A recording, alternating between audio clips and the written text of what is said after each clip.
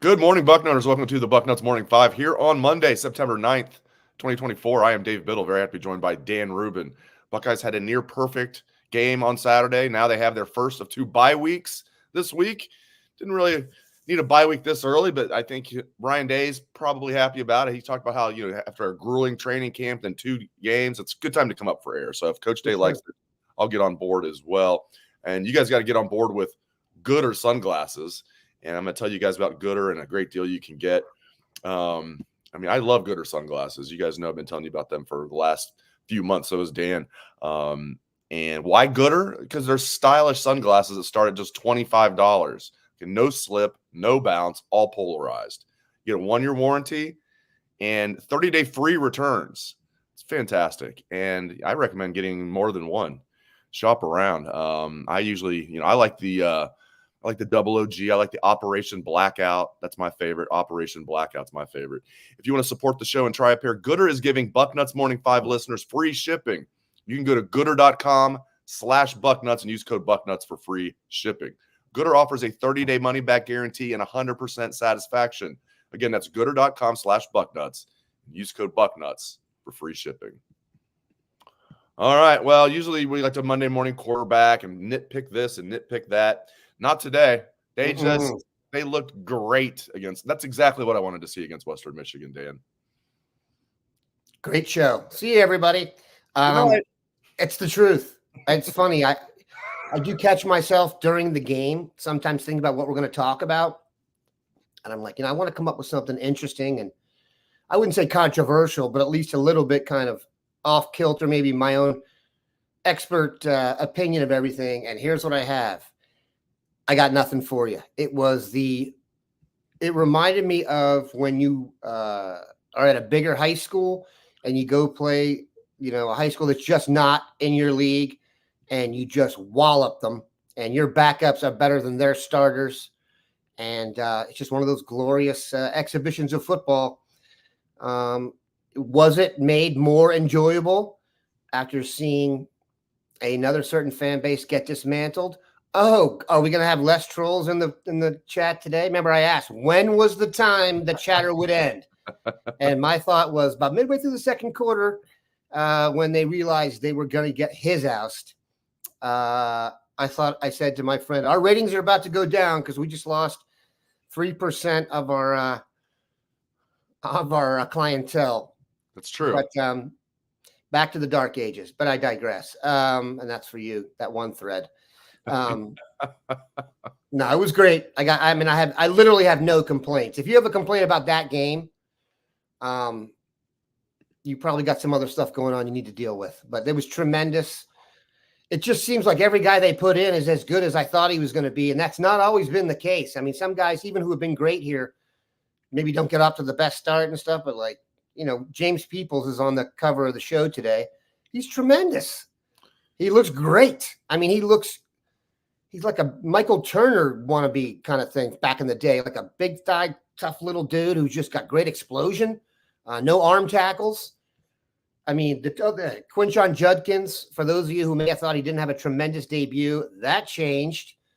And then I'll just say this. I was with someone who may have placed a wager on Jeremiah Smith, and it covered before the end of the first quarter. So that's good.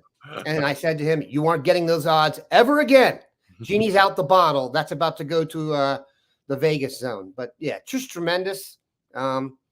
And it's been a really interesting last 24 hours to hear people put it in context. They dropped a spot in one poll, all the Kyle McCord chatter and stuff. So it's been interesting. I guess that's the one thing I've heard people complain about is Will Howard's inability to throw the deep ball because he threw that one that was badly underthrown to Jeremiah Smith. Okay. He's not going to complete every pass. He's not. Sure it was caught. No, it was the one that was not caught. Oh, okay. Where Jeremiah caught in traffic.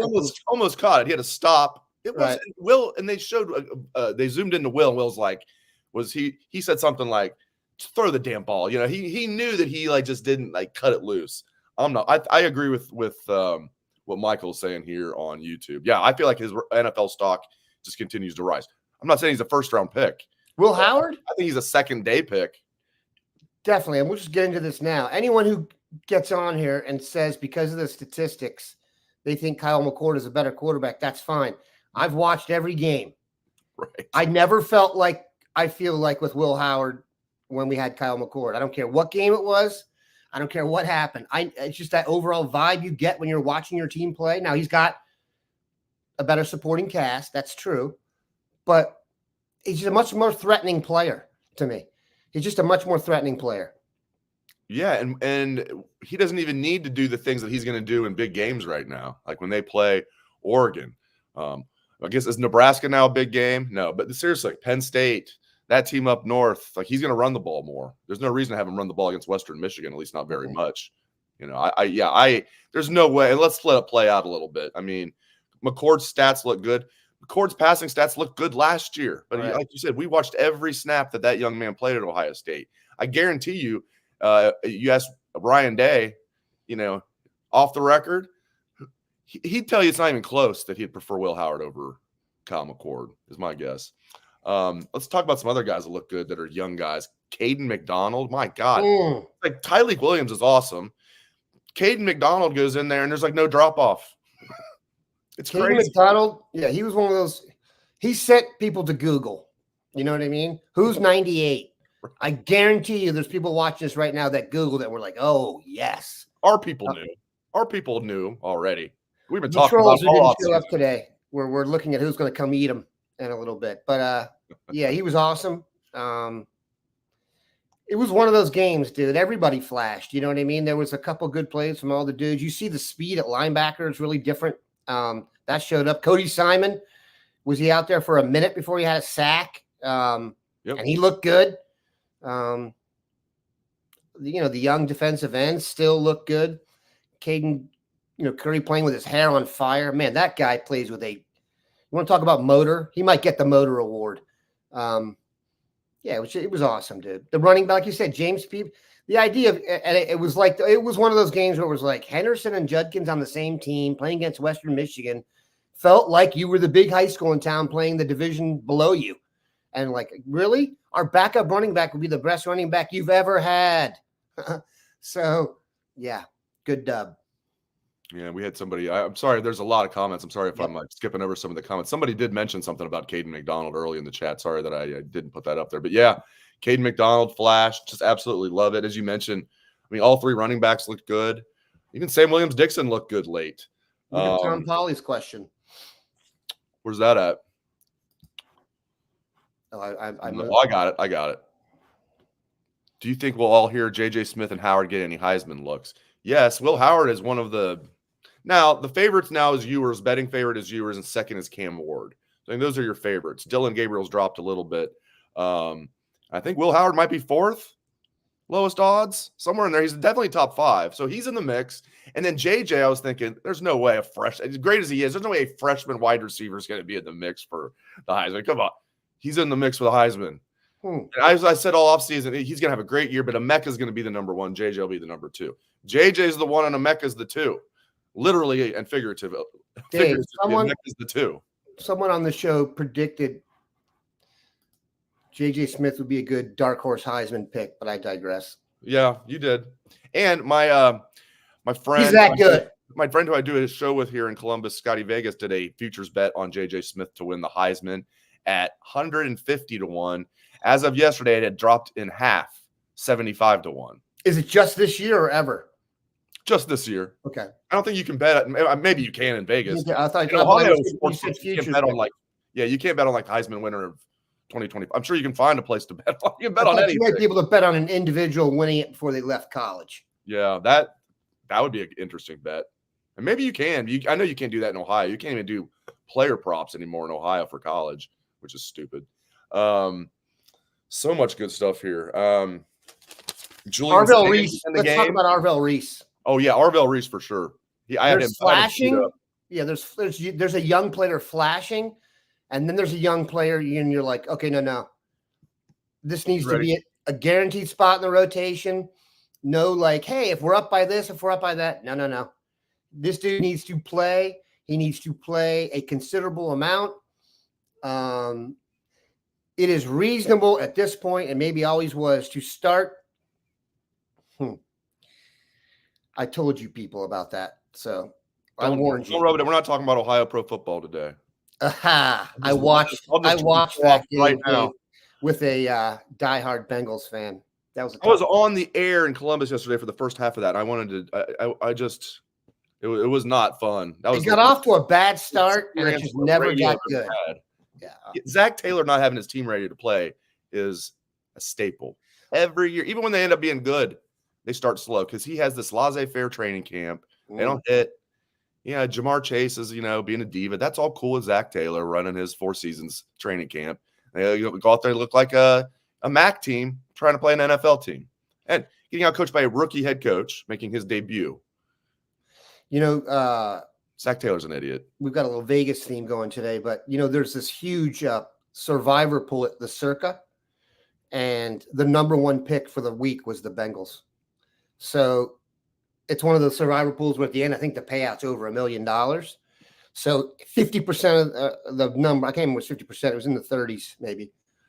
Pick the Bengals the first week as the biggest favorite. That's tough. And although I will say this, they have Joe Burrow, and apparently I was surprised here. Burrow's record as a starter, like you said, in the first week of the season is like 1-4. So he's proven he can come back. If I have confidence in anybody getting it done, it's Mr. B. What were we talking about before that? Oh, Arvell Reese. Arvell Reese. Yeah. He's not, like I said, no longer just a great-looking young player who flashed. That's the kind of guy who has the size, speed, and profile to play against the bigger, badder schools of the South. He needs to be ready to play in the playoffs. And as I was saying, it's now absolutely realistic to expect Ohio State to be, well into the playoffs. I got many, including one from Mr. Bucknuts, comments about recalibration of the competition is needed. We were jesting at a certain spot yesterday that you're going to see some headlines. Is USC the biggest threat to Ohio State in the Big Ten? You're going to see that somewhere today, probably on the West Coast. But I have a hard time coming up with any more good news for you, Dave. It's plentiful. Very interesting. Okay, some people are wondering why they have a bye week. Now, I think most of you know this, but this is the first of 2 off weeks. Travis on Facebook, why is there an off week so early in the season? Yeah, it's weird.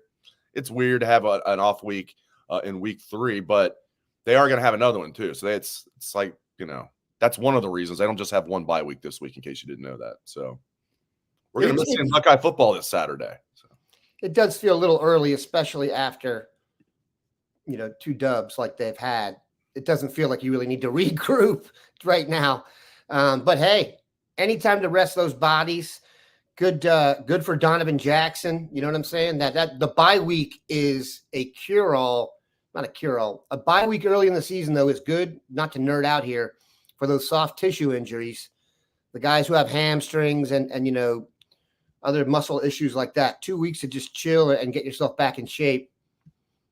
Good stuff for the offensive line and Donovan Jackson. Yeah, definitely. And I think this is a good point here from Hollywood Hager, saying the offensive schemes just look different. And they really did in game 1 to me. You and I talked last week. I think you referred to it as vanilla ice cream. Was. Yeah. It totally was against Akron. It wasn't as vanilla against Western Michigan. No, and it's just nice to see running backs hit their stride before they get hit. Let's just be honest. It's a good-looking thing. When our running backs get up to speed and are given a chance to make plays, they're loaded when it comes to that. The Denzel Burke thing was ridiculous. Whatever. We can talk there about was target on the first play of the game. Some guy got helmeted in the sideline. If you slow down every play, by the way, they would kick out half the teams. I'm just saying, slow down the slow motion. You can't control if your helmet hits someone if they put their head down at the last second. Right. This drives me crazy. It's so bad. If I can see that from my TV, why can't they inject some kind of like common sense into it? I don't know, but it's really disappointing because we've seen this. It's not like it's something that can't hurt you. You could be 2 plays into the championship game and this happened to you. This has happened. Joey Bosa didn't play much of a championship game. There's been one other ejection I'd like to talk about before, although I might get people drinking on Monday again. It's really I don't want to swear. It's one of the worst rules in football. Shaun Wade shouldn't have got ejected. Trevor Lawrence, I guess by the letter of the law, that was targeting. That was still a stupid call on Trevor Lawrence. Trevor Lawrence lowered his head first. Completely. What's Shaun Wade supposed to do? Yeah, you lower your head and just drill me in the chest. I'll just stand here. No, your reaction is going to also go down. And here's another problem I have. I give the on-field officials sometimes not a pass, but like a little leeway because it's hard. Sure. Real time, it's hard. Impossible. It's easy. It's easy. I'm not even going to act like, oh, replay is kind of hard too. No, it's not. It's extremely easy, and it has been for years. And it gets easier every year. More cameras, better cameras, all these different angles, and then you can partner them up and show like basically different angles. It's easy as heck, and they get it wrong all the time. And here's what I really didn't like about the Denzel Burke call, in addition to it being just flat out wrong. They didn't call it on the field. Right. If you really they called it on the field, I'm like, that's bull crap. Guy must have saw something. Then they go upstairs. Not enough to overturn it, so we're going to stay with the targeting. I've been okay. Don't agree with that, but it wouldn't have pissed me off. That pissed me off because what you're saying, not because it affected the Western Michigan game. It didn't. In fact, it might have been a blessing in disguise because then no injury for Burke. Right. Sure. But if it happens, and we've seen it happen in the playoffs twice. This isn't theory. Marvin got screwed. This isn't theory. Yeah, college replay officials are awful. Awful. The whole system's broke. Now they have this command center in Chicago. That's not working. So, yeah, that was an absolute joke. We're used to it, though, watching Ohio State. I said to someone during the game, every time they go to replay, I assume we're going to lose. My pro team as well. But I just assume every time they go to replay, we're not getting the interception. We dropped it. Our guys let the ball hit the ground. I just feel like that. Maybe that's the tortured fan inside my soul, but I feel like every time they go to replay, I'm like, this is not going to work. Right. It's the PTSD because everything is like, oh, come on. Obviously that's a touchdown against Clemson. That's not going to get overturned. Why are they even looking at it? Justin Ross catches the ball, takes 3 steps, ball's punched out, returned for a touchdown, called a touchdown on the field. And how did that get reversed? It's the so funny you say that. I've ever seen in football. The shadiest thing I've ever seen. If you were with other Ohio State fans, especially ones you maybe not know as well, so kind of it's like a surface level chatter, and replay happens during the game, you can literally start your stopwatch, and within 15 seconds, the Okuda play comes up from somebody. You know what I mean? It's like that's your PTSD live and in person. And Marvin was almost as bad, but I won't even say it was as bad as different. Both very bad. Both wrong. Both were called right on the field. Correct. Both got overturned by the replay official. The Okuda one still. I have kind of a little bit of a photo back from memory, so I can kind of close my eyes and see it, and I start to feel my heart and I just got to be like, serenity now. That's game over if that call stands. I remember, dude. That's game over. Now, would they have? Dobbins got hurt. They wouldn't have had Dobbins, and they would have to play that LSU team that was tough. So probably wouldn't have won, but because they weren't very deep at running back. Dobbins was great that year. The only time an Ohio State running back has ever rushed for 2,000 yards in the season was J.K. Dobbins. By the way, he looked good yesterday too. He did. He's finally healthy. He would have been great for the Ravens if he wasn't hurt. That was a good pick by them in the second round. Just didn't work out. And so, yeah, having Master Teague as the backup against that LSU team, he would have been the starter. He would have been the starter against LSU. They probably wouldn't have won, but regardless, they should have had the chance. Well, that lets you know right now, I never once watched Master Teague and thought he was as good as I think James Peoples is today. Right. And Peoples is the number 3 tailback. And we got basically 2 starters with Travion and Quinshawn. And that's huge because now Travion, it just looks fresh, and looks quick as heck. And hopefully he'll stay healthy. I know it's early, but Caleb Downs, like Brian Dawkins says brass tacks. Nope. No like Eagles. That? We don't do Eagles. Oh, okay. I got you. I was like, who do you think he looks like? Oh, I got you. Darren Woodson, that's Cowboy fan and you coming out. Darren Woodson. I got to go back to my Wayback Machine. Darren Woodson should be in the Hall of Fame, but you know where we are. Yeah. Okay. Let me let you guys know about. You're getting hit by the Bengals here. That's too bad. I think that's your. Those people are probably from Cleveland. No, they because they were the biggest favorite in the NFL yesterday. They're playing at home. They've got the better roster by any measure. Playing against a rookie head coach, and you still lose. Zack Taylor, babe. This is why I say it every year. Zack Taylor, he'd be out of a Could be job. worse, Dave. He'd be out of a job right now if they didn't fall into Joe Burrow. There's just no doubt about it. He'd be looking for work right now. But It could be worse. You know that. Could be worse? Well, yes, it could be worse. The Bengals have been worse, yes. No, but it could be worse. You could have a different player at quarterback. Yeah, I know. Who makes a lot of money and is literally not good at football. Yeah, but if that's our barometer, like, oh, well, at least you're not the Browns, then that's not good. See, I was taking a shot at the Browns, and you came underneath me with that, which was nice work by you. I know exactly who you're talking about. Well, everyone does. I don't want to say it out loud because I don't want to offend my paying customers, but that was something else, man. That guy's not good at football. Like, he's not good at football. Like, I'd much rather, I'm not even saying this in jest, they'd be better off with Will Howard. Oh, my gosh. Today. Jeez. I'm serious. And Deshaun, it wasn't like he was just good in college. He had that 1 year at the Texans, his last year with the Texans, when he actually played. I think it was his third year in the league. They traded away Hopkins. The offensive line was a joke, and he played great that year.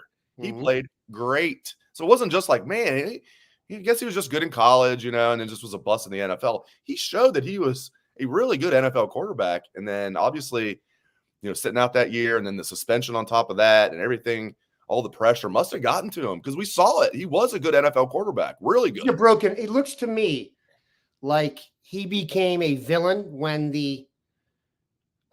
his off-field choices of therapy got,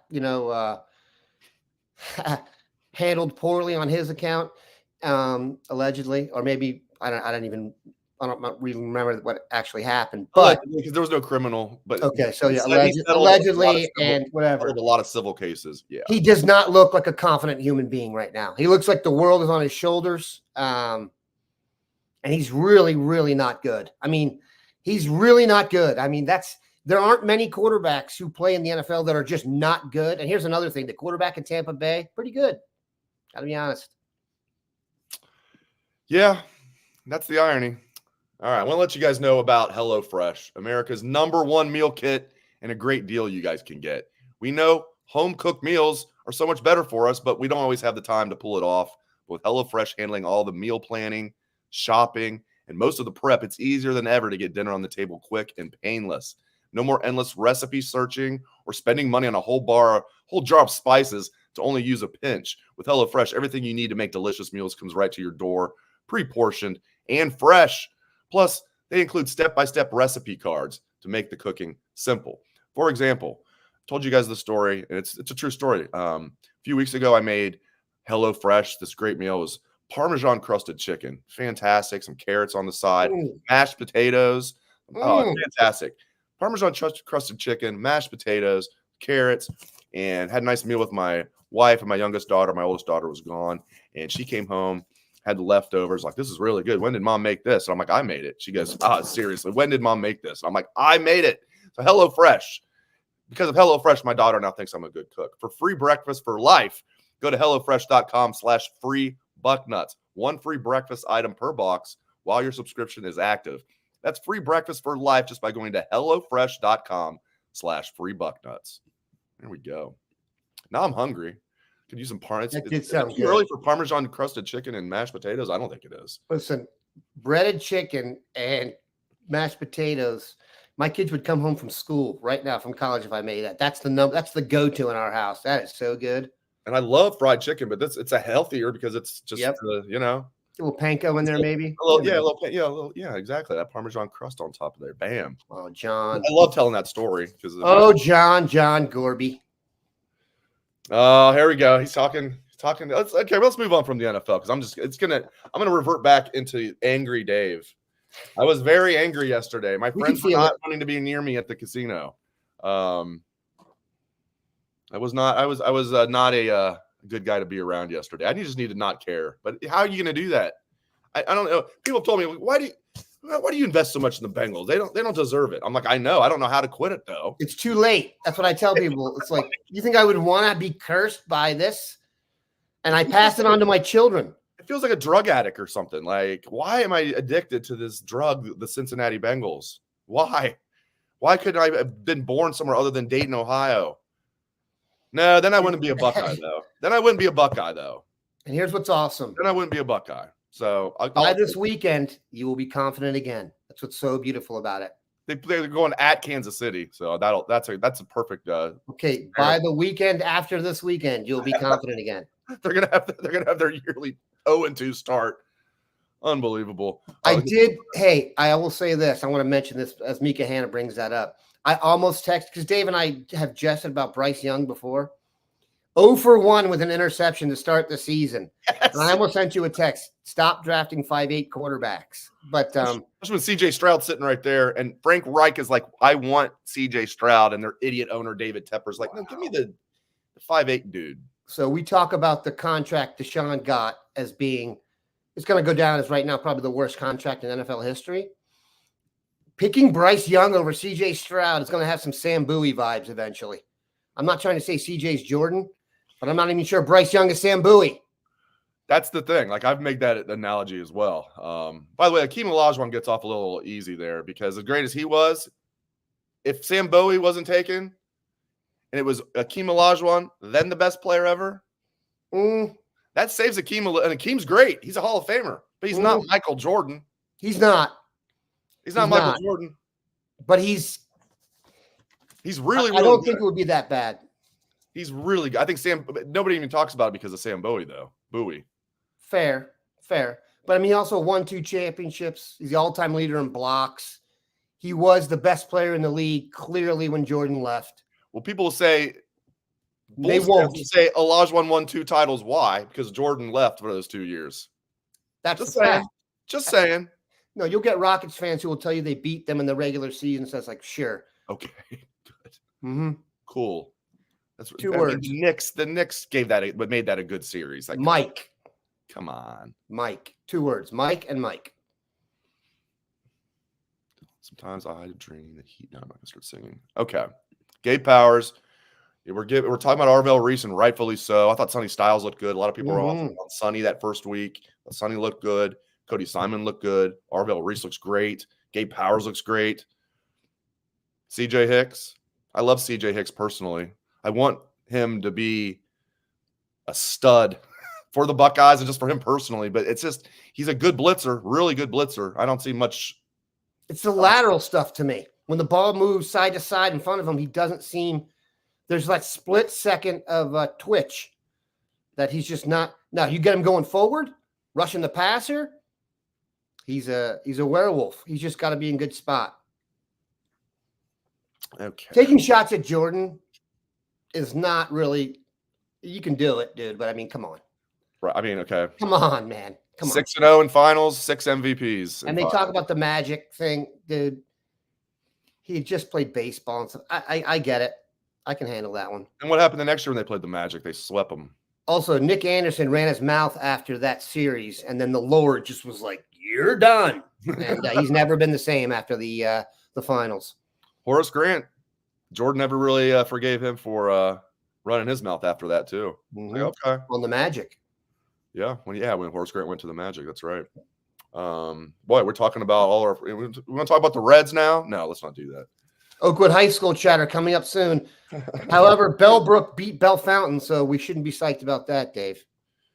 Hilliard Bradley girls tennis. What are your thoughts on? They're 8-3.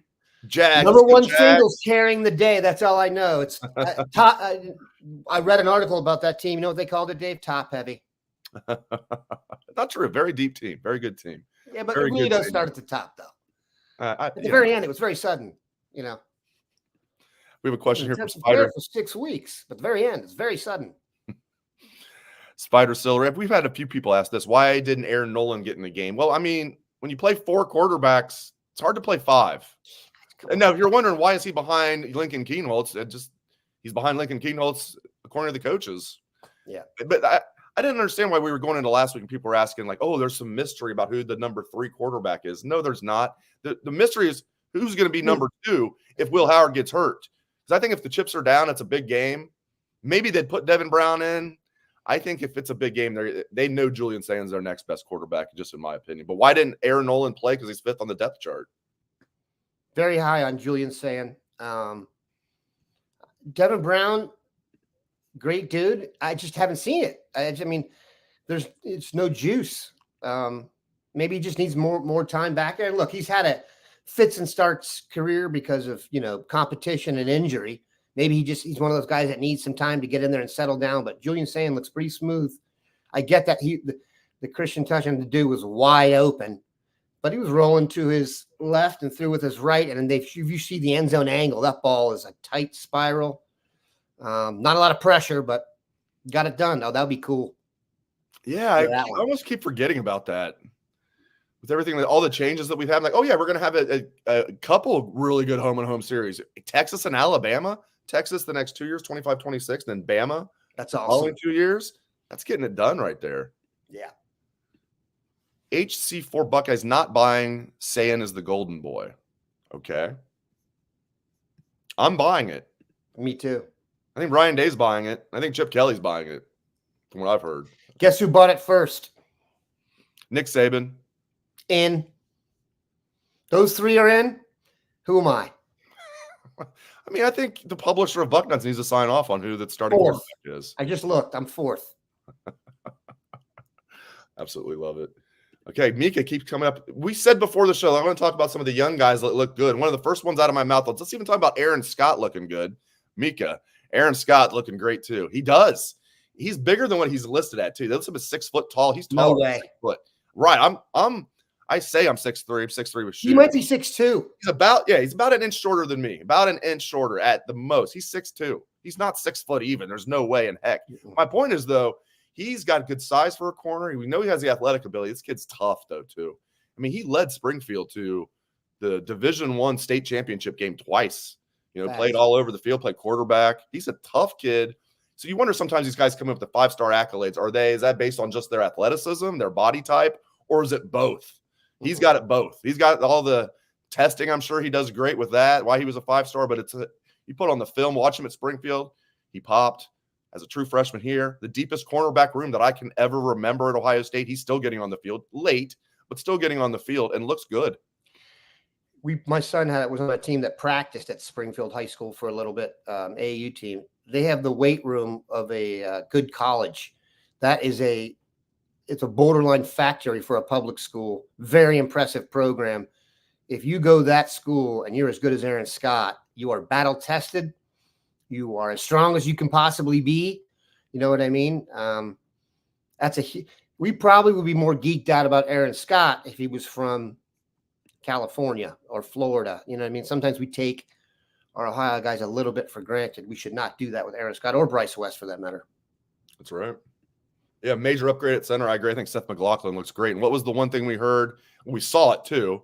Was the snapping issues. That was the one thing. Oh, well, he's got these snapping issues though. And then there's some talk. Well, might have been more of a cadence issue with Jaden Milroe. And what are we seeing from Seth McLaughlin?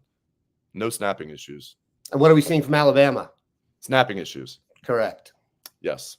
So that pretty much seals the deal. And there you have it. Right. I mean, right. The defense rests, or the state rests, however you want to look at it. Jalen McClain's name has come up. Yes, that was another guy. If you had the sound down, you were like, right to Google. Who was that? Someone was playing with their hair on fire. Jalen McClain. So freshmen that are that decisive and tough, I like it. Is there one more I was going to get to before we let you guys know about Manscaped? Oh, yeah, there's one more because people have asked about this. I did talk about this on What We Learned Live. Donna Rich. Okay, we're handing out flowers today as we should. JTT's one guy I think needs to step up a little bit. I know it's not actually JTT. Even the coaches call him JTT. JT Tuimoloau needs to step up a little bit. I'm seeing it from pretty much everybody else. I haven't seen him flash yet. Do you think he's getting a little more crap because 33 is flashing like a mug? Yeah. And they tend to get associated with each other. Yep. And Jack has made the leap. Remember at the end of last year, we were like, is this a leap or is he hot? Let me tell you something. There are orthopedists in Western Michigan, and who did we play first? Akron. Who are working on quarterbacks, dealing with the 33 train. He has the video put out that I watched of him. I mean, your Finley guys, Ryan Finley called and wanted him arrested for assault. He crushed that dude. So that's actually a really good sign that Jack has kind of brought it into this year, and the light is just on, and he's a force. So I think that's probably hurting the comparison factor with JTT or JT. I can't. Let's just let it play out a little bit. You're only gonna have so many plays in a game, and they're deep enough now that really best guy should play once the game gets started. Yeah, it's kind of like you get the rotation going. Who's hot? Let them roll.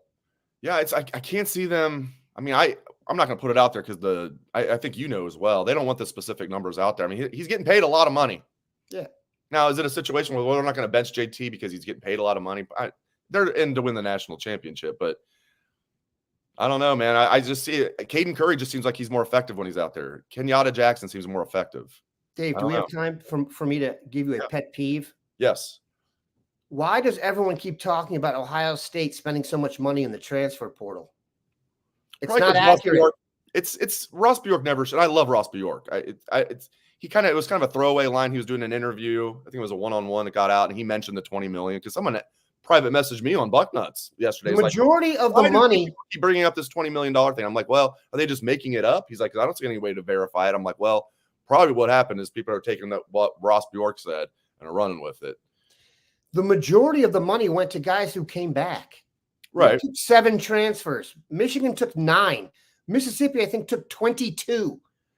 Colorado. The common knowledge on the street is if you talk to it, they're like, oh, we spent so much money. The money was spent to bring back 8 guys who were supposed to be in the NFL. What are we talking about here? Right. So if you don't like the idea of spending the money, I get it. That's fine. But the idea that we went and paid for other people's players on some grand scale, here's what they actually just did. They went and got the 3 best transfers or the 2 best transfers and a couple others. So they're so high profile. But in terms of number of transfers, watch the game. How many guys? I mean, it's just inaccurate. And the fact that it was Will Howard and Caleb Downs and Julian Sand, those guys are really well known and they made decent money. But it's not the idea that we went and bought, 2 teams and combined them into one. That's just inaccurate. It's just not accurate. I can see why Lane Kiffin is salty. I mean, if somebody took Quinshon Judkins the year after they took David Igbinosun away from you, you'd be a little salty about it. You can have Taiwan Malone, but come on.